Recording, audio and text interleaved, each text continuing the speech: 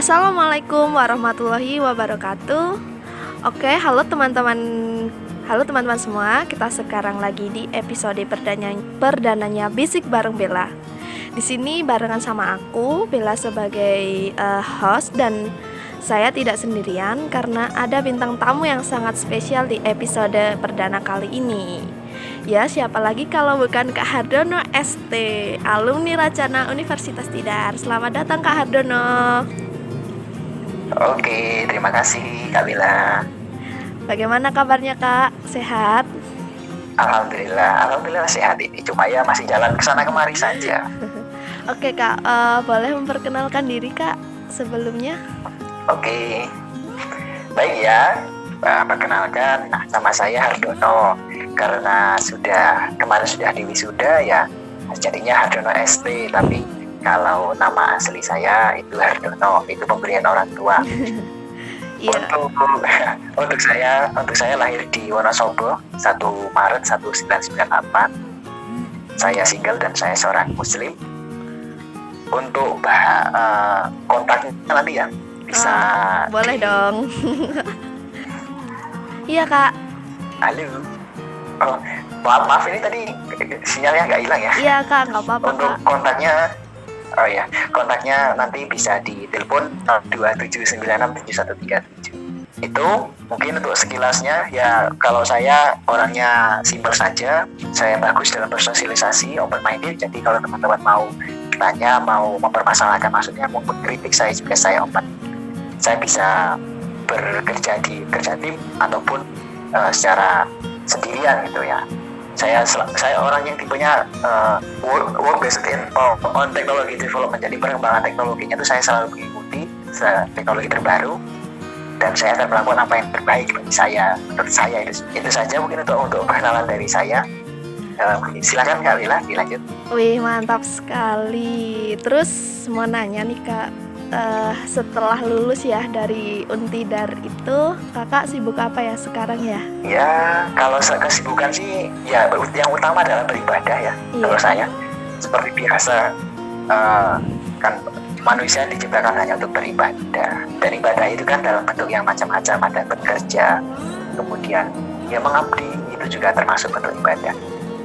Yang fokus saya sekarang sih, saya sedang beternak ulat ya. Nanti dari teman-teman kalau mau main-main di rumah saya nanti ketemu ulat. Kemudian saya masih melanjutkan itu beternak ulat Jerman itu. Oh, iya. Iya, beternak ulat Jerman. Kemudian saya masih melanjutkan konveksi saya seperti biasa. Saya dari dulu memang sudah konveksi, jadi masih saya lanjutkan. Alhamdulillah masih berlanjut. Kemudian ini kalau sekarang sedang merencanakan buat buka servis laptop sama ternak marmut gitu.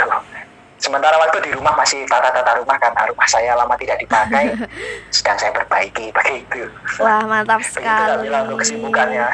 Kelihatannya seperti orang sibuk ya Kak ya. Sangat sibuk sekali saya. Iya. Jadi nggak sempat buka HP gitu. Wah, mantap sekali ya Kak. Oh iya Kak, mungkin kita langsung ke topik aja ya Kak. Oh silakan Kak Bella. Nah, gini nih Kak, menurut Kak Hardono itu pramuka itu sebenarnya penting nggak sih Kak menurut Kak Hardono? Penting dari segi, ya ditinjau dari segi mana dulu? Buat pendidikan gitu Kak. Oh ya, kalau sebenarnya kalau di pramuka itu kan kita fokus pada pendidikan karakter begitu ya Kak Bila. Iya Kak. Jadi setiap orang yang berpramuka itu pasti dari karakteristiknya saja sudah berbeda. Jadi kenapa kok ada anggota pramuka yang kadang menyeleweng gitu kan? Ya kalau anggota pramuka itu sebenarnya kan peninjauannya secara hakikat gitu ya. Iya. Secara hakikatnya itu bukan anggota pramuka yang ada di SD, SMP, SMA yang diwajibkan untuk ikut pramuka. Itu bukan anggota pramuka secara resminya.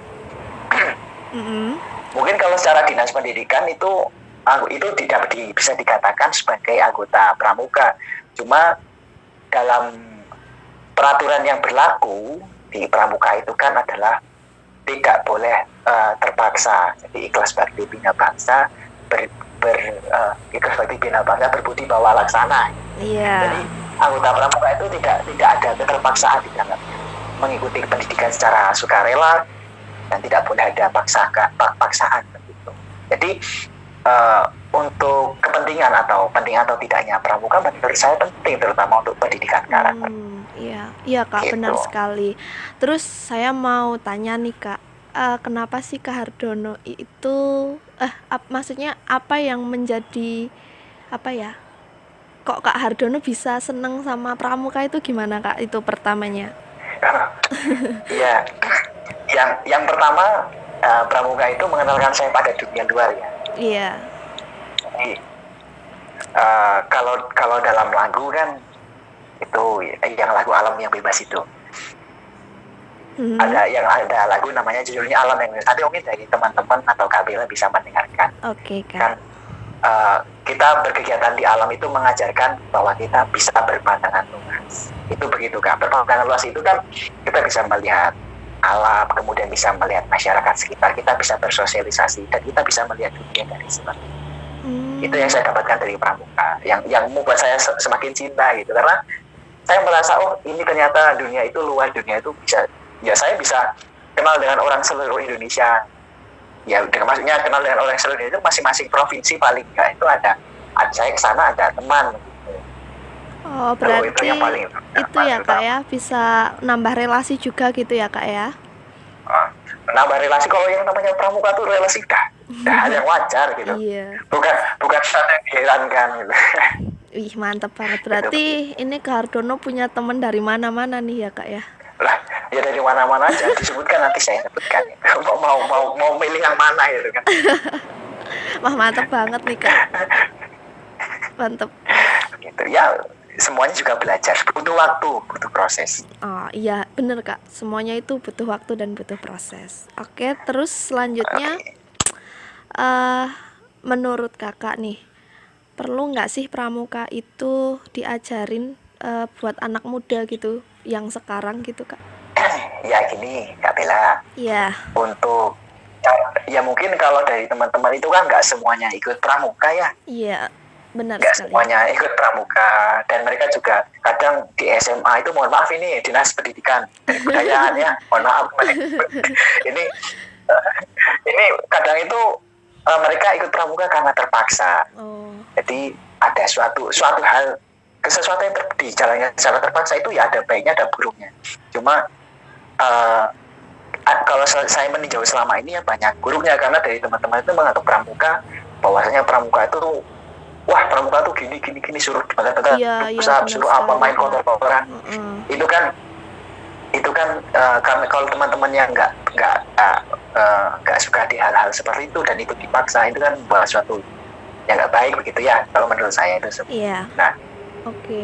Untuk pendidikannya. Tapi gini Kak Bella, yang namanya pramuka itu kan membentuk jiwa patriotik, cinta akan negara Indonesia, itu seperti itu. Nah, kita banyak melihat bahwasannya sekarang banyak sekali, bukan sekarang, dari zaman dulu memang sudah ada. Banyak sekali orang-orang itu yang tidak sadar dan tidak mencintai tanah airnya sendiri. Ya, tanah air di sini kan kita bisa melihat, misal bumi digeruk secara habis-habisan. Itu seharusnya kalau mereka belajar pramuka itu tidak bisa begitu, karena pramuka itu senantiasa memayu-hayuning bawono, kalau dalam bahasa Jawa ini cinta akan bumi. Itu seperti itu.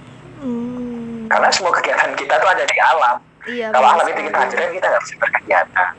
Nah, jadi kalau yang namanya cinta tanah air itu kan selalu kita bentuk dari awal, dari SD itu biasanya kita memulainya dari usia 7 tahun kalau di pramuka. 7 tahun sampai akhir hayat itu, kalau seandainya teman-teman berjuang di pramuka, berkegiatan di pramuka, ya saya bisa jamin itu jiwa patriotis, jiwa nasionalis dan kepemimpinan leadership atau kepemimpinan serta kesetiakawanan itu akan terbentuk dengan bagus. Oh iya, benar sekali Kak. Terus saya mau tanya nih Kak, dari kapan sih Kak Hardono mulai terjun ke dunia kepramukaan ini Kak? Kalau boleh tahu? Ini agak panjang nih Kak Bila jawabannya ini. Iya nggak apa-apa Kak, kita sharing-sharing aja gitu.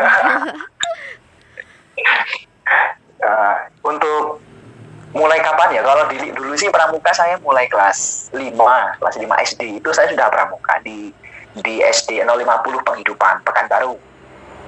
Kampar Ring, bukan Pekanbaru kan kota. Saya maksudnya Kabupaten Kampar, Riau. Itu saya sudah mulai berpramuka. Cuma di saat ada kemah bersami perkemahan Sabtu Minggu, itu saya sakit gitu kan. Dulu saya kan masih anak manja sekali ya. Iya.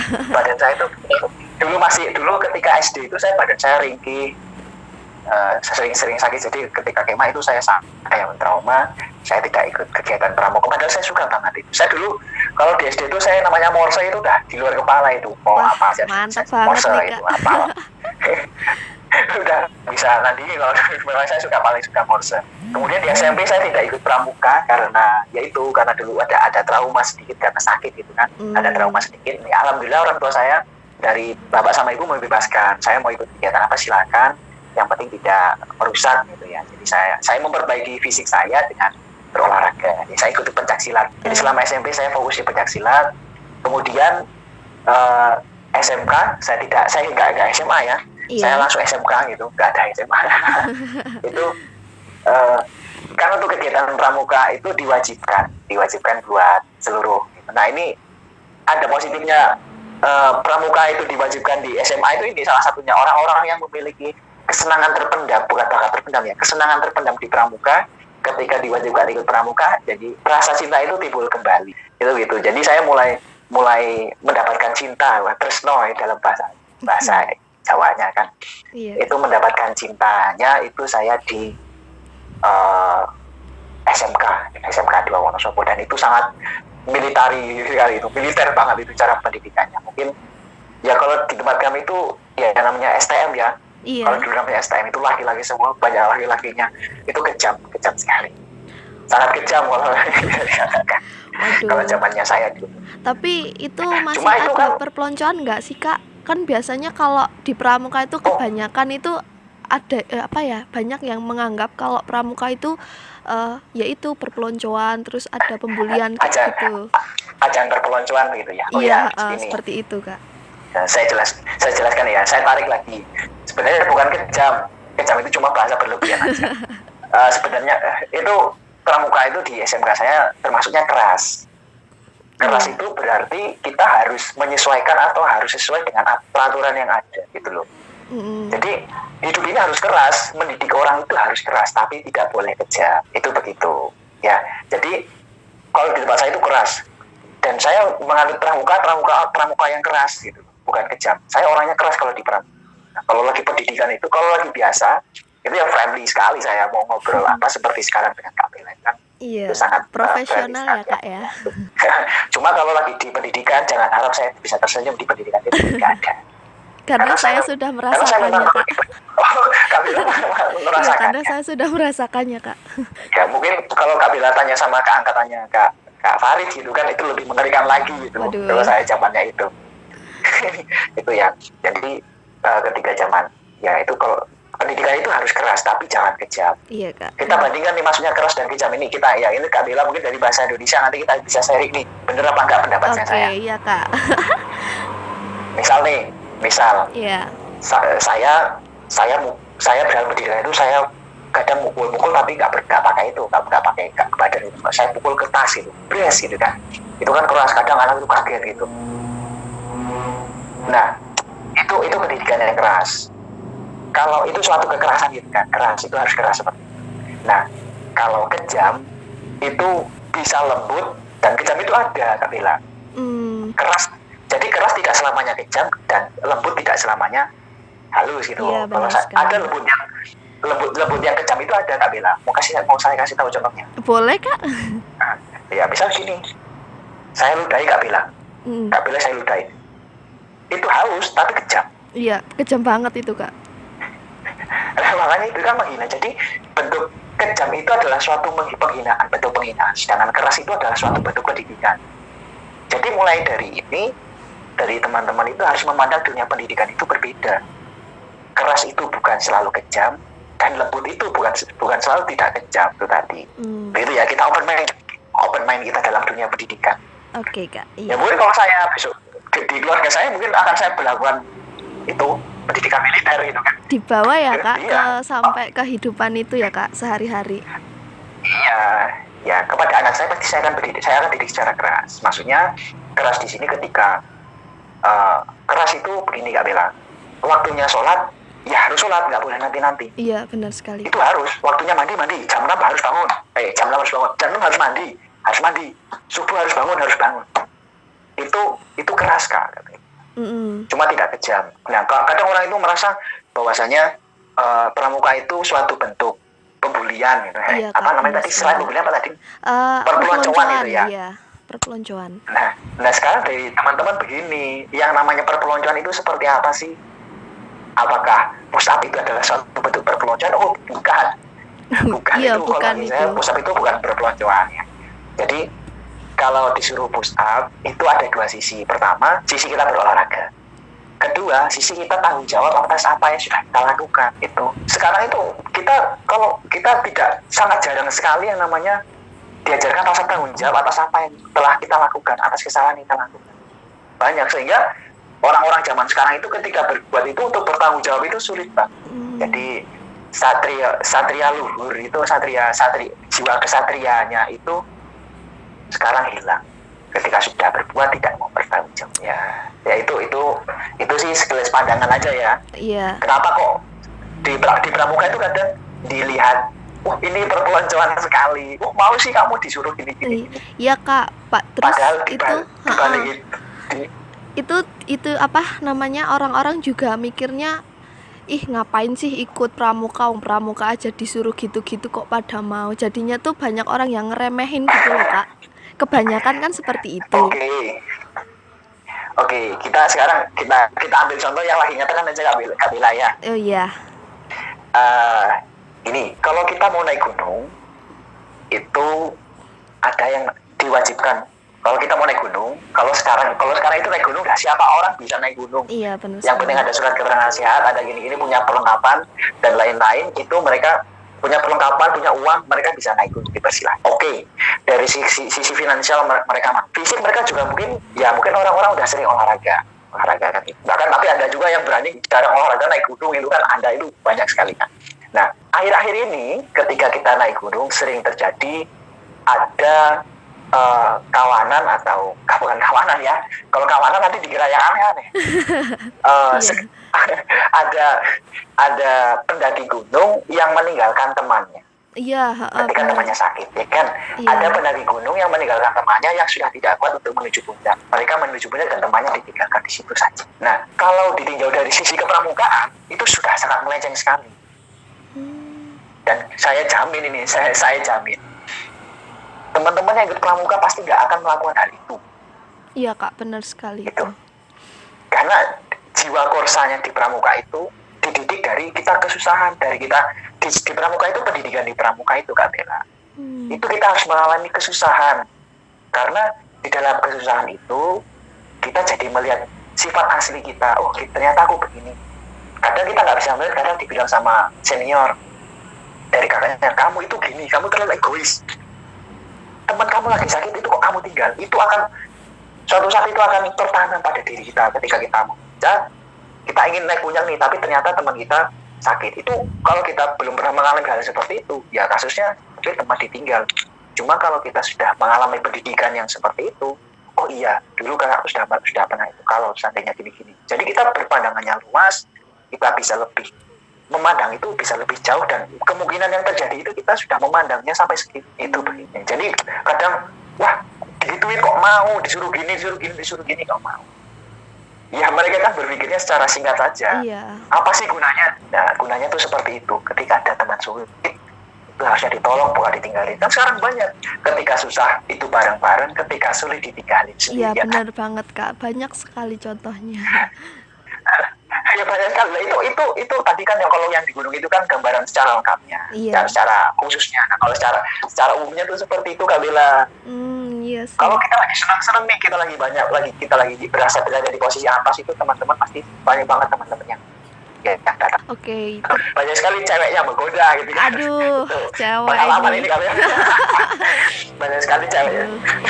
Emang itu emang banyak, apa ya banyak Kak? sekali para perempuan yang menggoda. Aduh, ini bahaya banget ya Kak ya. Oh, terus ini Kak, menurut Ya, Kak itu Hardono banyak ya, kali.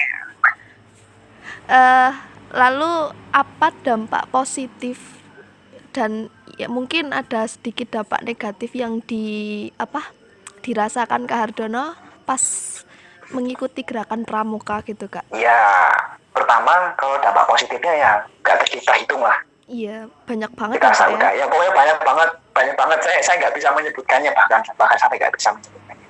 Jadi sebagaimana orang jatuh cinta, karena saking cintanya dia tidak tahu kenapa dia bisa jatuh cinta itu apa, nggak tahu alasan mengapa dia jatuh cinta. Begitu juga manfaat positif di pramuka yang saya dapatkan itu sangat banyak sehingga saya tidak mampu menyebutkan. Karena teman-teman dari atau pendengar itu kan bisa tahu untuk dampak positifnya dan lain-lain, itu bisa dilihat sendirilah orang pramuka seperti apa. Dari mulai gaya bicaranya itu juga sudah berbeda, kepeduliannya. Nah, untuk dampak negatif nih Kak Bella. Iya. Dampak negatif itu kalau dari saya terlalu peduli terhadap orang lain.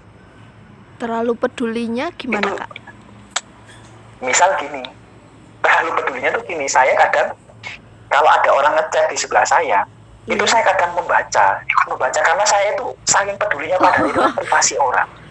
Iya. Itu padahal itu kan privasi orang, itu adalah suatu bentuk negatif dari kepedulian. Itu saking pedulinya kita kepada orang, saking responsifnya terhadap suatu gerakan, itu kita jadi sampai chat orang itu aja kita kadang tanpa sadar itu ikut membaca tanpa sadar karena kita peduli dengan orang lain. Iya Kak. Itu bentuk negatif dari peduli. Itu salah satu peduli yang negatif itu seperti itu. Dan itu saya rasakan. Dan itu mulai saya batasi. Kalau ada kadang itu ada orang chat itu saya masih sempat baca, tapi udah jangan baca lagi. Itu seperti itu Kak Bella. Terus nih Kak, aku jadi penasaran. Mungkin ada hal yang paling menarik gitu pas dulu ya Kak, masih di Racana gitu kan, di organisasi. Mungkin hal yang paling berkesan pas Kak Hardono ikut gerakan pramuka di situ tuh pas apa Kak gitu, yang masih teringat terus berkesan gitu Kak. Mungkin Kak Hardono bisa kasih tahu teman-teman gitu Kak, kalau boleh tahu. Jadi kalau saya sih, kalau yang di pramuka, kalau dalam berkegiatan sih yang pasti senang ya. Iya Kak. Karena bagi saya di pramuka tuh nggak ada yang nggak senang ya. Jadi kalau lagunya kan, di sini senang, di sana senang, di mana-mana hatiku senang. Itu kan, Iya. itu lagu anak pramuka banget itu sebenarnya. Nah, itu maknanya apa tuh Kak Bella? Jadi senang di sini dalam bahasa Arabnya ridho. Dan ridho itu, maka dari ridho itu kita bisa bersyukur. Dari hal itu, ketika di sini senang itu ketika kita merasa nyaman, merasa enak, kita harus juga senang. Di sana itu kita nggak tahu apa mau di sana, mau baik mau buruk. Tapi ketika kita ke sana, apapun yang didapat harus senang. Makanya dalam pramuka itu ada lagu, di sini senang, di sana senang, di mana-mana hatiku senang, itu begitu. Nah, dari hal itu saya belajar. Ini paling sangat saya sukai di pramuka itu. Ketemu orang banyak dengan berbagai macam karakter seluruh Indonesia nih Kak. Wih, mantep tuh Kak. Pertama ya kita, terutama ya kalau kita bisa melihat bagaimana eloknya atau paras cantiknya wajah-wajah Indonesia, itu saya sudah pernah mengalaminya Kak Bella. Itu sangat mantap sekali. Ya, sebagai seorang lelaki saya tidak bisa memungkiri bahwasannya kelemahan lelaki itu ada di mata. Nah, dari hal itu saya belajar dengan bertemu dengan orang banyak, berkerumun dengan orang banyak, menyikapi sifat-sifat orang banyak. Itu saya juga jadi lebih enak, lebih membuka wawasan saya itu.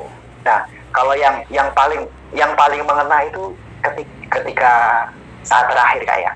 Iya, aduh saat terakhir kayak yang paling kayak apa gitu ya Kak ya, saat terakhir.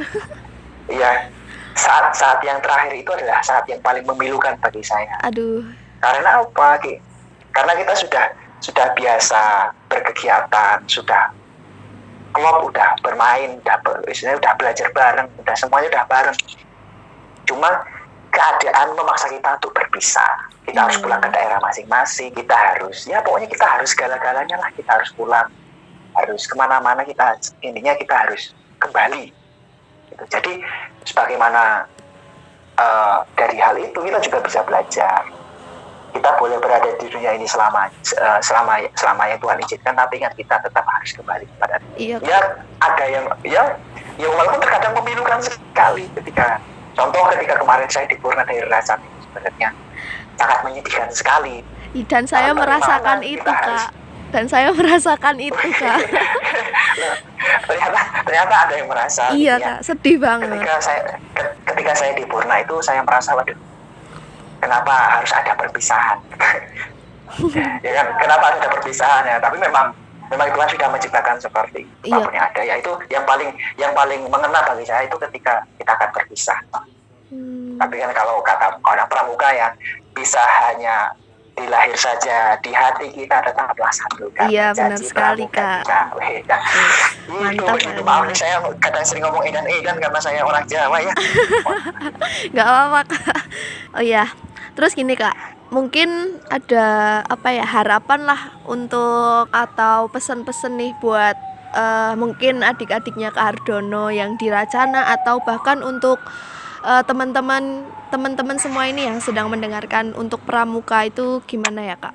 Ada harapan atau mungkin ada masukan gitu, Kak? Ya, baik, untuk masukan atau harapan buat teman-teman sih, yang pertama terutama buat yang dari teman-teman pramuka ya.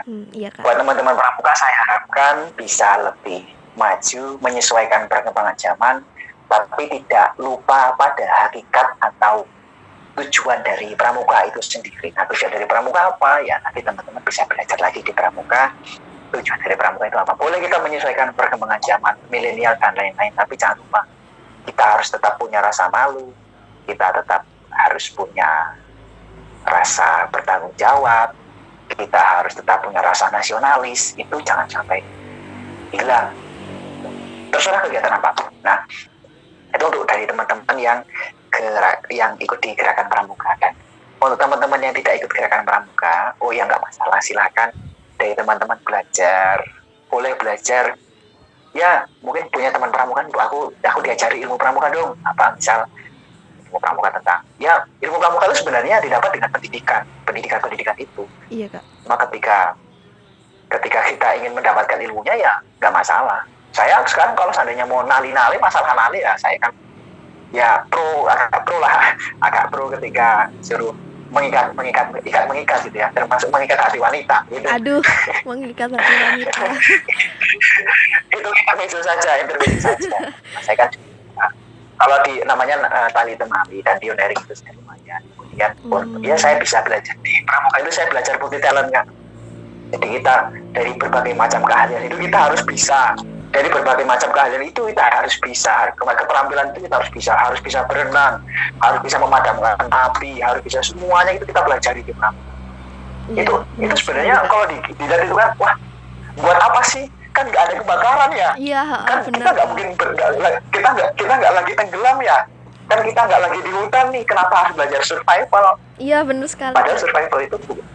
Nah, sekarang gini, ada pending dulu ya, sebentar. Oh iya, Kak. Ada di sini. Oke, Kak Bella, bisa dilanjut gak? Boleh, Kak. Tadi sampai mana tadi ya?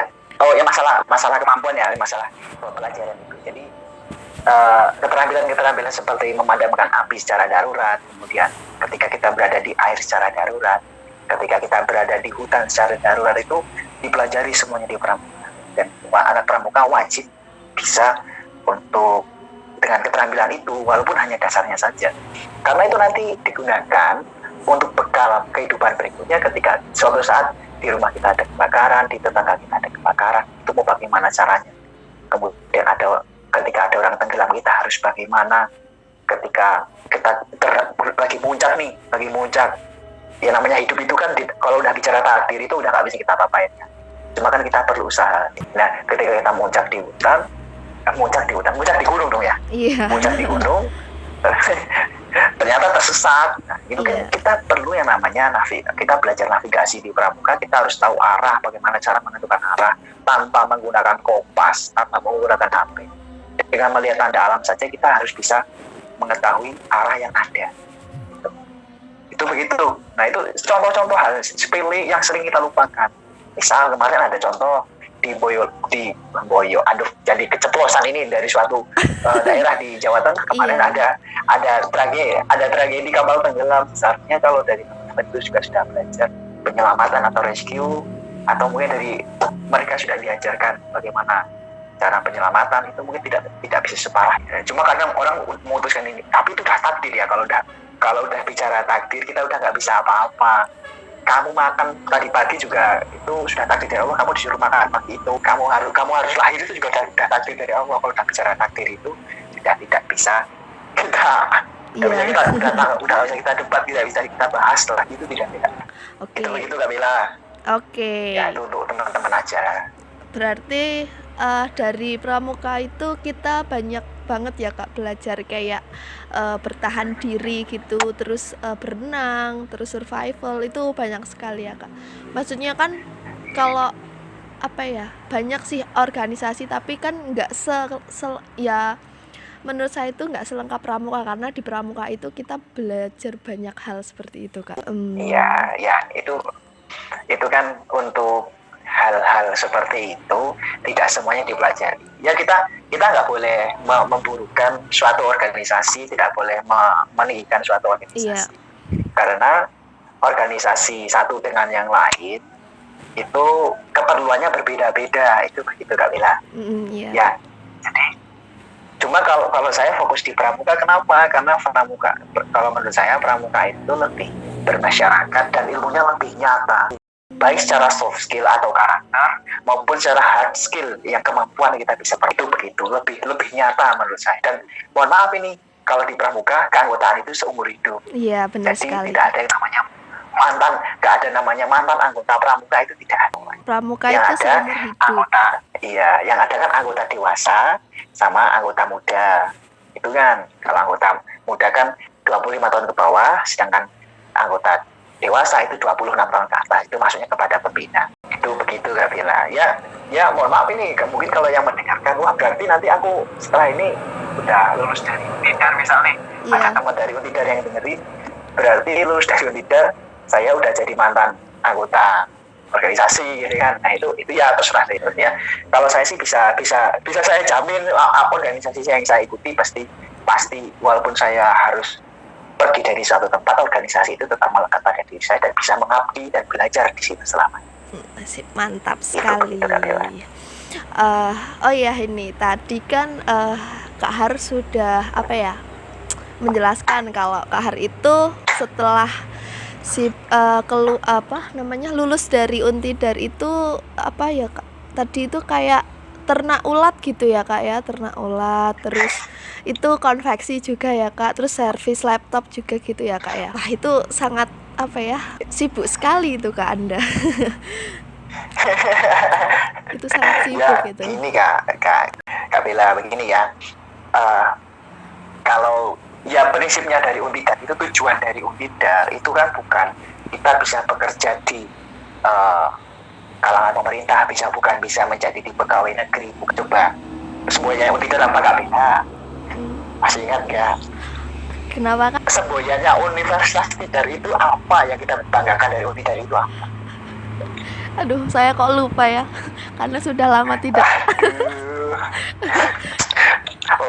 Terlalu lama kuliah online. Iya, karena terlalu lama kuliah online jadi lupa segalanya Kak. Ya, jadi semboyan terdepan yang itu kan gini. Kalau dulu waktu angkatan saya, waktu belum Pak Arifin atau kapan? Ya, waktu belum Pak Arifin dulu. Iya. Waktu masih Pak Cahyo sebagai rektor, itu kan terdepan dalam wirausaha. Wah, itu makanya saya pengen sekali nih belajar wirausaha dari Universitas Untidar. Dan alhamdulillah kemarin saya kan waktu di Untidar itu mendapatkan pendanaan, berbagai macam pendanaan. Salah satunya program mahasiswa wirausaha. Itu saya bisa membuka bengkel sepeda motor. Ya mungkin orang-orang bengkel itu kan orang-orang dari akademisi Untidar itu sebagian besar mengenal saya Hardono. Iya. Hardono kalau cuma ditanya Hardono nggak tahu, tapi kalau mungkin Hardono mesti bisa itu Wah, pasti. banyak yang kenal ya Kak ya. Itu, oh yang itu orangnya, karena saya punya brand ambassador, bukan Mesti bisa. nama yang menjual. Ya, mesti bisa. Jadi apapun yang teman-teman tanyakan sama saya pasti saya bisa. Sekalian Karena ini sebenarnya ya Kak saya ya. mesti bisa. Sekalian promosi ya Kak ya. Promosi. Ya, ayo teman-teman boleh ke Mesti Bisa ini Kak. Nah, itu gini Kak Bella. Iya. Kita harus tahu tujuan dari kampus itu apa. Kalau seandainya dari kampus itu dia semboyannya kan, ya kan ada Tridharma perguruan tinggi itu tetap ada. Cuma salah satu yang diunggulkan dari Untidar itu kan wirausaha. Saya mungkin akan daftar kerja, tapi bukan untuk kerja. Saya daftar kerja untuk mengabdi. Iya. Gitu. Bener banget, Kak. Jadi setelah ekonomi saya mapan, setelah semuanya bisa terkendali, saya bisa berjalan, berdiri di kaki sendiri, saya baru akan daftar kerja. Dan itu bukan sebagai bentuk kerja, tapi saya mengabdi. Jadi ketika saya bekerja, tidak mengandalkan kerja atau tidak, itu urusan belakang. Yang penting saya di situ niatnya mengabdi dan beribadah. Itu begitu Kak. Oh, oke, mantap sekali. Terus gini Kak. Jadi ya, iya Kak, silakan. Teruskan dulu aja Kak, nggak apa-apa. Gitu. Oh, terus kan ya nggak apa-apa ya, mungkin gini. Jadilah orang yang berwirausaha, jadilah orang yang meningkatkan perekonomian. Dan kalau jadi mahasiswa itu, kalau dulu saya gini, waktu saya lulus SMK itu saya bisa bekerja, udah saya jamin. Ketika saya sudah lulus kuliah, saya harus bisa membuka lapangan pekerja. Itu bagi saya itu seperti itu. Nah ya kemarin sebenarnya gini Kak, untuk membuka lapangan pekerjaan itu saya sudah membuka lapangan pekerjaan. Dan itu teman-teman yang saya kan buka bengkel, mekanik saya kan dari anak-anak mahasiswa sih. Nah saya dulu mekanik saya itu dari teman-teman mahasiswa semua. Jadi sudah membuka pekerjaan. Terus kenapa sekarang tutup? Pertama saya sudah lulus. Kedua saya mengerjakan skripsi. Ketiga COVID. Gara-gara ada wabah COVID ini. Iya. Mekanik saya kan nggak berpikir kalau teman-teman dari Untidar itu ada kena COVID terus maksudnya dikena wabah COVID itu langsung dipulangkan semua. Saya nggak berpikir seperti itu. Jadi saya rekrutnya cuma dari anak kampus aja kan, dari anak kampus itu selesai kuliah atau di jam kosongnya bisa kerja di tempat saya. Datang wabah COVID, kampus dikosongkan, teman-teman mekanik pulang semua, saya kewalahan sendiri, akhirnya saya gitu. Daripada skripsi saya nggak selesai, nanti nggak jadi sarjana teknik dong. Kak. Waduh. Begitu Kak, monggo dilanjutkan. Terus ini Kak, mungkin ada nggak Kak kayak manfaat yang didapat saat mengikuti gerakan pramuka dulu di dalam kehidupan sehari-hari, terutama di dalam dunia kerja nih Kak? Mungkin ada? Ya, yang paling utama itu leadershipnya ya. Bagaimana kita, kalau seandainya kemarin waktu saya masih punya anggota masih punya mekanik, itu kan saya bisa benar-benar memanusiakan mereka, bukan sekedar sebagai karyawan. Saya belajar bagaimana menjadi sebuah keluarga. Bengkel saya itu seolah-olah menjadi sebuah keluarga. Kita di situ belajar bareng, bersama-sama. Kalau nggak ada yang nggak tahu, silahkan ditanyakan. Nggak ada persaingan. Jadi antara satu mekanik dengan mekanik yang lain itu tidak ada persaingan. Masalah gaji juga mereka saya rasa sudah cukup untuk kehidupan mereka, dan mereka juga sudah sesuai dengan pekerjaan itu bagi saya. Dan mereka juga senang sekali dengan apa yang saya lakukan, dengan leadership itu. Jadi mereka leadership itu kan, seorang pemimpin itu bukan berarti yang saya menjadi ketua organisasi, saya menjadi ketua. Leadership itu adalah mereka yang bisa menjadi panutan, menjadi contoh, bisa merangkul semuanya menjadi orang besar. Itulah leadership. Wah, ini apa ya, berarti itu pramuka itu nggak hanya di dalam pendidikan saja ya, tapi dunia pekerjaan pun masih bisa dirasakan ya Kak, seperti itu. Ya begini Kak Bella, karena yang namanya pramuka itu kan yang kita didik itu karakter. Iya. Karakter. Jadi karakter yang baik akan lebih digunakan di perusahaan daripada kemampuan. Kalau kemampuan itu bisa dipelajari, jangan kalau karakter itu sudah sulit untuk membentuk suatu karakter itu sulit sekali. Makanya di pramuka, oleh karenanya di pramuka itu Kita belajar karakter mulai dari SD ke kelas berapa? Umur 7 tahun itu kan. Siaga itu kan umur 7 sampai 10 tahun. Itu sudah kita ajarkan bagaimana leadership, bagaimana pendidikan karakter. Tentu dengan cara, kalau SD dengan cara SD. Iya. Tapi jangan disamakan. Maksudnya tipe pendidikan itu beda-beda gitu. Cara menerapkan pendidikan juga beda. Di setiap tempat juga beda. Cuma terkadang kita yang dari berbagai daerah ini menerapkan pendidikan di daerah kita untuk ke daerah lain yang itu belum tentu cocok. Oke, terima kasih Kak Hardono telah menyempatkan waktunya gitu ya Kak. Iya Kak, sudah selesai. Karena saya masih belum. Iya, sudah selesai. Terima kasih ya Kak Hardono telah mau menyempatkan waktu. Oh boleh Kak, silakan. Closing statement ya. Iya.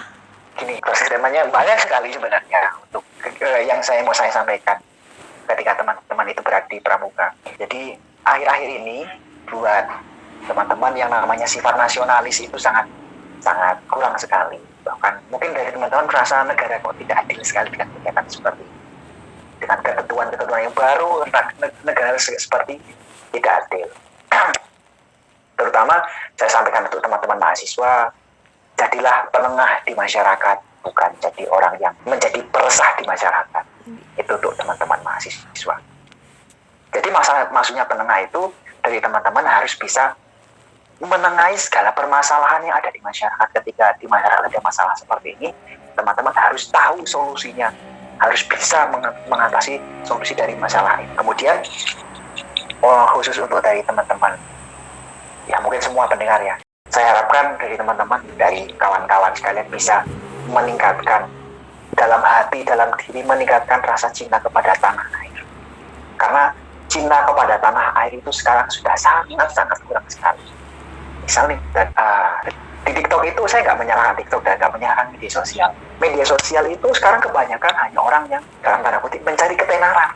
Sangat sedikit sekali orang yang berpikir bagaimana saya menerapkan pengaruh saya agar teman-teman yang menonton ini cinta kepada negara ini, cinta kepada, mungkin kalau ada Islam ya mungkin cinta kepada Islam. Teman secara menyeluruh, bagaimana sekarang itu sangat jarang, bagaimana sih cara saya membentuk orang agar cinta saya kepada Indonesia bertambah dan orang-orang lain juga ikut cinta kepada. Nah, itu saya harap dari teman-teman senantiasa menumbuhkan rasa cinta kepada negara Indonesia, cinta kepada orang-orang, kepada makhluk hidup, kepada Tuhan. Karena bumi itu adalah orang tua kita, langit adalah orang tua kita, tumbuhan dan hewan adalah kakak-kakak kita, sedangkan kita adalah anak terakhir dari alam semesta. Jadi jangan sampai anak terakhir dari alam semesta malah merusak alam semesta. Itu begitu Kak.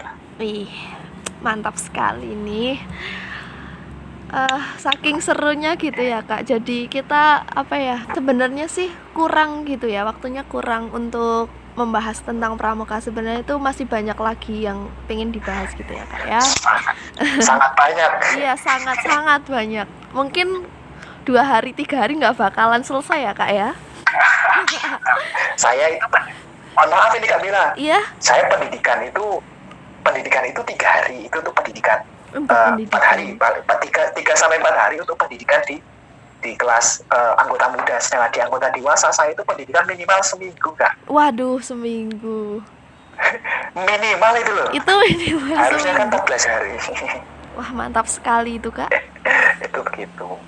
Bahkan saya dulu hampir ini diklatnya dulu yang pernah saya alami itu diklat seminggu itu pernah saya diklat seminggu. Jadi seminggu itu seperti orang yang masuk neraka. Waduh, masuk neraka. Banyak tekanan seperti itu Kak. Wah, tekanannya banyak, kita harus menghafalkan materi banyak, kita harus belajar secara cepat.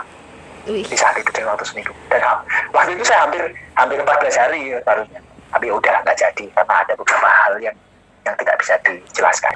Oke, itu Kak. Lah, silakan kalau ditutup cerita terus nanti nggak selesai ini. Ya Kak Hardono, terima kasih sudah menyempatkan waktunya. Sama-sama Kak Mila. Wah, banyak sekali ya pendengar yang setia, banyak banget ilmu yang telah kita dapatkan, terutama dari Kak Hardono tadi.